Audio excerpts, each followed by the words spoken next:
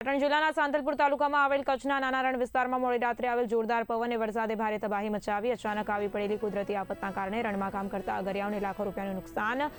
ભારે પવનના જોરે અગરિયાઓ દ્વારા લગાવવામાં આવેલ સોલાર પ્લેટો ઉડી ગઈ હતી, જેના કારણે તેમના રોજિંદા કામકાજ પર સીધી અસર પડી છે. સાથે સાથે રહેવા માટે બનાવેલા હંગામી છાપરાઓ પણ તૂટી પડતા અનેક પરિવારો ખુલ્લા આકાશ નીચે આવી ગયા.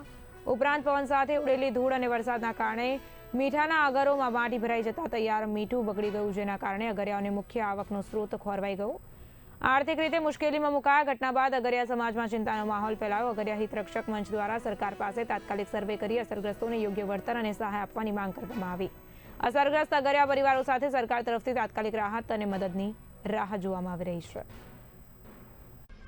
ગત મોડી રાત્રે 18/3/2026 રાત્રે મોડી રાત્રે આવેલ વાવાઝોડાના લીધે સાંતલપુર રણ વિસ્તારમાં કામ કરતા અગરિયાઓને વ્યાપક નુકસાન થયેલ છે.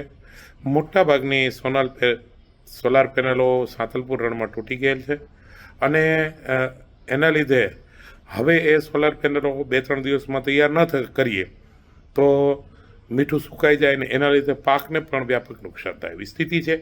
2 દિવસમાં સોલાર અને સ્ટેન્ડ કેમ ઊભા કરવા એ પણ એક પ્રશ્ન છે. મોટાભાગની સોલાર પેનલો તૂટવાથી વ્યાપક નુકસાન, કારણ કે એક પ્લેટની કિંમત 15-17 હજાર રૂપિયા હોય. આ બધી સોલાર પેનલો તૂટી ગઈ છે, એટલે રણમાં વ્યાપક નુકસાન આ વાવાઝોડાને લીધે સાંતલપુર રણમાં થયું છે. તો તંત્રને વિનંતી કે આનું સર્વે કરી અને સત્વરે આ બાબતે યોગ્ય કાર્યવાહી અગરિયાના હિતમાં કરવા વિનંતી છે.